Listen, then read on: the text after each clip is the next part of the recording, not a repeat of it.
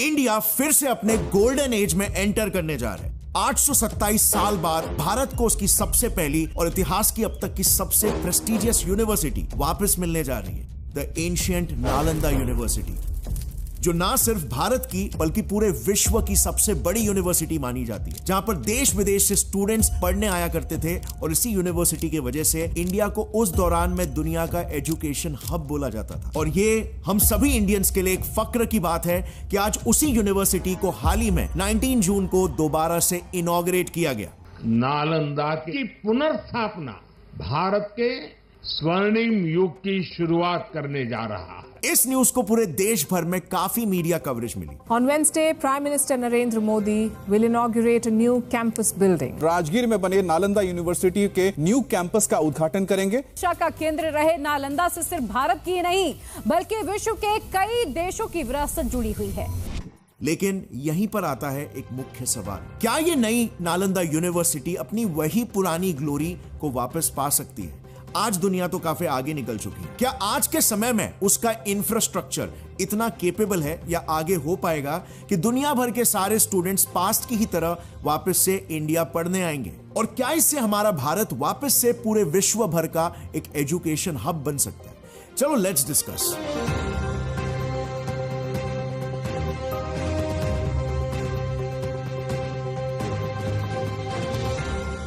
लेकिन उसके पहले एक वियर्ड बात बताऊं। बख्तियार खिलजी ने नालंदा यूनिवर्सिटी को जलाया, ये तो सबको पता है। बट ये बात ना बहुत ही कम लोग जानते हैं कि नालंदा जलाने से पहले खिलजी को एक बहुत ही जानलेवा बीमारी हो गई थी। एक ऐसी बीमारी जिसका इलाज खिलजी को पूरे विश्व में कहीं नहीं मिला, बट सिर्फ और सिर्फ नालंदा यूनिवर्सिटी में ही मिला। यस, बख्तियार खिलजी ने नालंदा यूनिवर्सिटी में अपनी ट्रीटमेंट कराई और वो ठीक भी हो गया।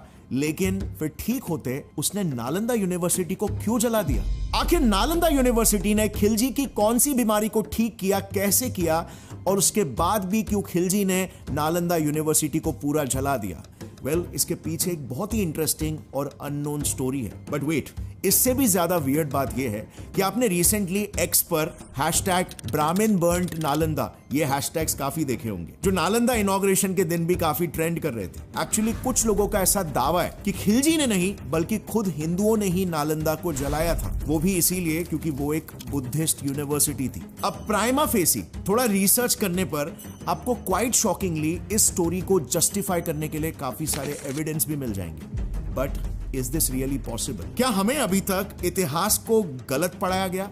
पूरी कहानी आखिर क्या थी? वेल, ये सब कुछ समझने के लिए हमें वापस से इतिहास में ही जाना होगा और शुरुआत करनी होगी 427 CE से, यानी वो समय जब नालंदा बन रहा था। ये दौर था गुप्ता एम्परर कुमार गुप्ता का, जब गुप्ता एम्पायर अपने एकदम पीक पर था। तब उन्होंने 427 CE में राजगृह यानी कि आज के प्रेजेंट डे राजगीर में एक ऐसी यूनिवर्सिटी बनाई जहां पूरी दुनिया, specially China, Mongolia, Tibet, Korea और बाकी के ईस्ट एशियन कंट्रीज से स्टूडेंट्स पढ़ने आया करते थे। ऐसा बताया जाता है कि इस यूनिवर्सिटी में एडमिशन लेने से पहले जो एंट्रेंस टेस्ट होता है ना, वो यहाँ के गेट कीपर्स लिया करते थे, जिनको दुनिया के अलग अलग भाषाओं का ज्ञान था, जिस वजह से वो स्टूडेंट से उनके ही भाषा में सवाल पूछा करते, और अगर स्टूडेंट्स ने सही जवाब दे दिया तो उनको यहाँ पर एंट्री मिलती थी। Now this is very interesting. मतलब आप खुद ही सोचो हमारा क्या ही लेवल था एजुकेशन का कि उस दौर में यूनिवर्सिटी के गेट कीपर्स भी मल्टीलिंगुअल और इंटेलेक्चुअल हुआ करते थे। 670 AD में इंडिया आए चाइनीज ट्रैवलर यीजिंग ने अपने बुक में ये बताया कि वो नालंदा यूनिवर्सिटी देखकर काफी शॉक हो गए थे, क्योंकि दुनिया में उस समय नालंदा ही इकलौती ऐसी यूनिवर्सिटी थी जहां पर इन हाउस 10,000 बच्चे और 2,000 टीचर्स रहा करते थे और पढ़ाई करते थे। टोटल नालंदा में स्टूडेंट थे 10,000 और टीचर की संख्या 1,500। ऐसा भी बताया जाता है कि उस समय भारत की शिक्षा व्यवस्था इतनी बढ़िया हुआ करती थी कि हर 7 स्टूडेंट्स के लिए एक टीचर रहा करता था और ये कंपलसरी था। और आज के समय में तो आपको पता ही है, कॉलेजेस में एक टीचर कम से कम 100 से 120 बच्चों को पढ़ाती है। नालंदा के इस कैंपस में टोटल 10 से 11 ग्रैंड क्लासरूम्स थे। एक क्लास कुछ ऐसा दिखता था, जिनके साइड साइड में स्टूडेंट्स के रहने के लिए ऐसे छोटे छोटे रूम्स हुआ करते थे, और सेंटर में एक बड़ा सा हॉल या ऑडिटोरियम हुआ करता था जहां पर पढ़ाई और डिस्कशन जैसी एक्टिविटीज होती थी। उस समय के हिसाब से काफी ग्रैंड और विजनरी था, राइट? इस इतने बड़े यूनिवर्सिटी में साइंस, मेडिसिन से लेकर फिलॉसफी, लिटरेचर जैसे हर हर टाइप के सब्जेक्ट्स का नॉलेज दिया जाता था और फिर एजुकेशन सिस्टम को किसी भी राजा के इन्फ्लुएंस से दूर रखा जाए, इसलिए स्पेसिफिकली वहां के आचार्यास आसपास के 200 गांव से मिलने वाले पैसों से ही पूरे के पूरे यूनिवर्सिटी का काम संभालते थे। मतलब एजुकेशन सिस्टम को पॉलिटिकल सिस्टम से दूर रखा गया था और इसीलिए इस यूनिवर्सिटी के एल्यूमनाई यानी यहां से पढ़े हुए लोगों में काफी उम्दा नाम भी शामिल है। जैसे हम इंडियंस जिस जीरो को क्लेम करते हैं, जिसके नाम पर हमने हमारे फर्स्ट सैटेलाइट का नाम भी रखा हुआ है, मैथमेटिशियन एस्ट्रोनॉमर आर्यभट्टा जी। एंशिएंट मेटलर्जिस्ट नागार्जुना और धामाकीर्ति जैसे ग्रेट माइंड्स। इवन इंडिया से ही नहीं, फेमस चाइनीज ट्रैवलर ह्यूएन सांग भी ये सारे इसी यूनिवर्सिटी से ही पढ़े हुए थे, जो डेफिनेटली ये बात को प्रूव करता है कि नालंदा यूनिवर्सिटी वर्ल्ड फेमस थी। सो अब अगला सवाल दिमाग में यह आता है कि इतनी इंटेलेक्चुअल यूनिवर्सिटी जहां पे वेल्थ ऑफ नॉलेज था, मतलब जो इस यूनिवर्सिटी पे अपना कंट्रोल पा सकता था उसको दुनिया के नॉलेज का एक्सेस मिल सकता था।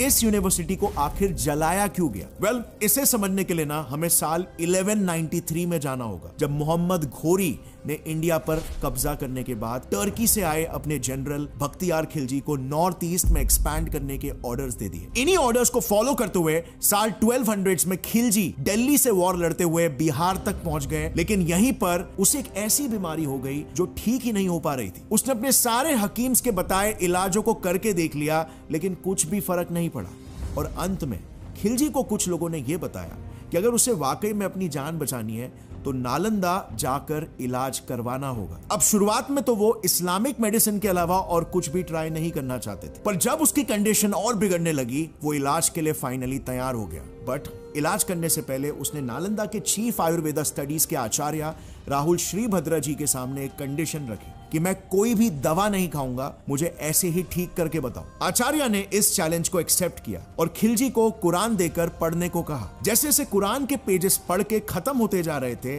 खिलजी भी ठीक होता जा रहा था। तब खिलजी ने आचार्य से पूछा कि आखिर कैसे हो रहा है? कुरान तो मैंने पहले भी पढ़ी थी, मगर तब यह बदलाव देखने को नहीं मिला।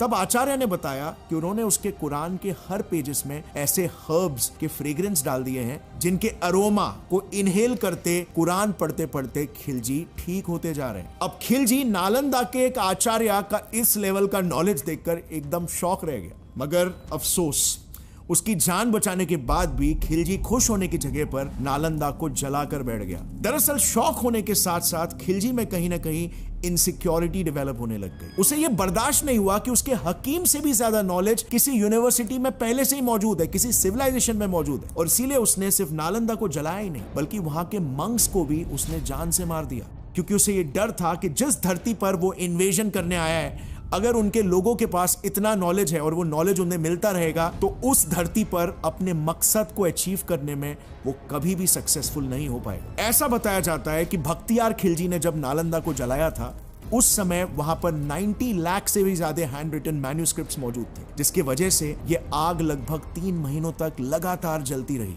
अब आते हैं करंट सिचुएशन। अब देखो, जब 19 जून को पीएम मोदी ने नालंदा को इनॉग्रेट किया, तभी ट्विटर पर एक ट्रेंड #ब्राह्मण्स बर्न्ड नालंदा शुरू हो गया था। आई नो, सुनने में बहुत ही वियर्ड मगर एक सीरियस एलिगेशन लग रही है, राइट? सो इसके पीछे की कहानी आखिर क्या है?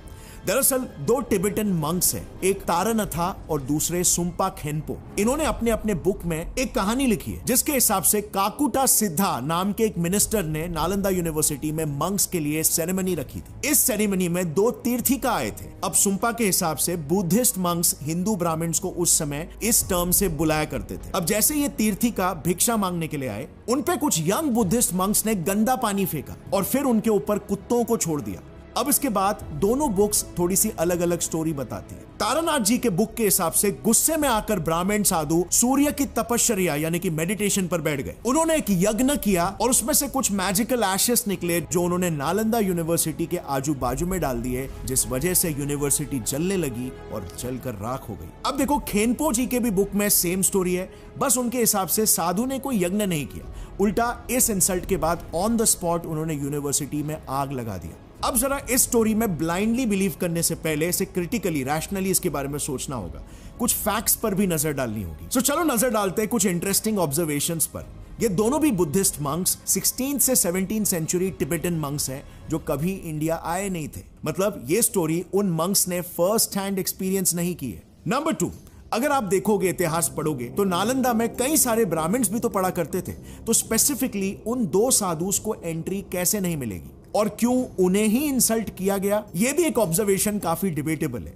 तीसरा और सबसे मेजर सवाल, सिर्फ 2 ही बुक्स में यह स्टोरी क्यों लिखी हुई है? वेल, हमारे इंटेंसिव रिसर्च के बाद हमें सिर्फ और सिर्फ 2 ही बुक्स मिले हैं। बाकी के बुक्स अगर आपको मिले हो तो आप नीचे कमेंट्स में जरूर बताना। बट अगर हम मेजर सोर्सेज जैसे पर्शियन हिस्टोरियन मिन्हाज-ए-सिराज की बुक तबाकत-ए-नसरी की बात करें तो उसमें बख्तियार खिलजी को ही नालंदा यूनिवर्सिटी को जलाने के लिए रिस्पॉन्सिबल बोला गया। पर खैर, नालंदा को जलाने के बाद भी सैकड़ों सालों तक किसी ने इसे रिवाइव करने के बारे में सोचा तक नहीं, अंटिल इस यूनिवर्सिटी के रिवाइवल का थॉट हमारे former president Shri APJ Abdul Kalam ji ने 2006 में रखा, जिसके बाद हमारी former foreign minister Sushma Swaraj ji ने MEA यानी मिनिस्ट्री ऑफ एक्सटर्नल अफेयर्स को यह टास्क दिया कि उन सारे साउथ एशियन कंट्रीज जिनके साथ नालंदा के लिंक्स थे, उन सभी को मिलकर इसे रिवाइव करना चाहिए। इसके बाद बिहार गवर्नमेंट ने भी इसके लिए 455 एकर्स का लैंड अलॉट किया और साल 2016 में फॉर्मर प्रेसिडेंट प्रणब मुखर्जी ने इसकी फाउंडेशन स्टोन रखी एंड फाइनली 19 जून 2024 को इंडियन पीएम ने इसे इनॉग्रेट किया। आज नरेंद्र मोदी जब नालंदा पहुंचे तो उन्होंने खंडहर बन चुके उस प्राचीन गौरव को गौर से देखा, काफी देर तक घूमे और इसके बाद यहां से करीब 17 किलोमीटर दूर बनी नई नालंदा यूनिवर्सिटी के नए कैंपस का भी उद्घाटन किया। इस इनॉग्रेशन सेरेमनी में 17 देशों के एम्बेसडर्स भी आए हुए थे। बट देखा जाए तो 2014 से ही नालंदा यूनिवर्सिटी में एनरोलमेंट और पढ़ाई चालू हो गई थी। अब आखिर ये कैसे? तो देखो, 2014 से जब तक नालंदा यूनिवर्सिटी का काम अंडर कंस्ट्रक्शन था तो बिहार स्टेट गवर्नमेंट ने राजगीर कन्वेंशन सेंटर को क्लासरूम और वहां के एक होटल तथागत को एज अ हॉस्टल लीज पर ले लिया था और तब से लेकर आज तक नालंदा यूनिवर्सिटी के सभी स्टूडेंट्स यहीं पर पढ़ रहे थे। अब अगर आज की बात करें तो प्रेजेंट डे नालंदा यूनिवर्सिटी में अभी भी कुछ कंस्ट्रक्शन के काम चालू है, बट करंटली यहां पर 2 एकेडमिक बिल्डिंग्स और total 40 classrooms ready to use हो गए, जिसमें एक क्लासरूम में 300 स्टूडेंट्स बैठ सकते हैं। नालंदा में ऑलरेडी 20+ कंट्रीज के स्टूडेंट्स पढ़ रहे हैं, जिनके लिए हॉस्टल फैसिलिटीज भी मौजूद है। इस पूरे कैंपस को सस्टेनेबल डेवलपमेंट के विजन को ध्यान में रखते हुए बनाया गया है, जिसके तहत यहां पर 100 एकड़ का man made water body, domestic use water और ड्रिंकिंग वाटर ट्रीटमेंट फैसिलिटीज मौजूद होगी और ये 100% सोलर पावर पर चलने वाली यूनिवर्सिटी होगी। इनफैक्ट नालंदा में एशिया की सबसे बड़ी लाइब्रेरी भी कंस्ट्रक्ट हो रही है with world class amenities and auditorium. And finally आने वाले मार्च 2025 को Nalanda university full fledged operational हो जाएगी। अब देखो, इंडिया को इससे ना ऐसा फायदा होगा कि मोस्टली नेबरिंग कंट्रीज के स्टूडेंट्स इंडिया आकर पढ़ सकेंगे, जिससे हमारे रिलेशंस उनके साथ और भी ज्यादा स्ट्रांग हो जाएंगे, क्योंकि जितने स्टूडेंट्स इंडिया में आएंगे उतना ही ग्लोबली इंडिया का सॉफ्ट इंफ्लुएंस भी बढ़ेगा। प्लस इंडिया अपने आप को पोजीशन कर रहा है as a knowledge hub and it's very interesting, क्योंकि एक समय में इंडिया का वाकई में ये इमेज दुनिया भर में हुआ भी करता था। So we are just going back to our roots and you know, Bharat को आज के तारीख में इसकी बहुत ज्यादा जरूरत भी है, क्योंकि इंडिया के एक पड़ोसी देश के अंदर एक नया देश बनने जा रहा है जो इंडिया के लिए एक बहुत बड़ा खतरा हो सकता है। यस, इंडिया के बाजू में एक नई कंट्री बनने वाली है। अब ये कंट्री कहां पर और कौन सी होने वाली है और ये पूरा का पूरा माजरा आखिर क्या है, ये मैंने काफी डिटेल में ऑलरेडी एक वीडियो में एक्सप्लेन किया है, जो आप यहां पर क्लिक करके, यहां पे कहीं क्लिक करके देख सकते हो। आपको पूरी डिटेल स्टोरी मिल जाएगी, इसे जरूर देखना। और अगर आप इंडिया के इस अचीवमेंट से खुश हो तो इसे जितना हो सके इस वीडियो को शेयर करो अपने फ्रेंड्स और फैमिली मेंबर्स के साथ, उन्हें भी इन्फॉर्म करो कि इंडिया में ऐसा कुछ हो रहा है। We are once again going back to our roots and thanks for watching. Take care. जय हिंद।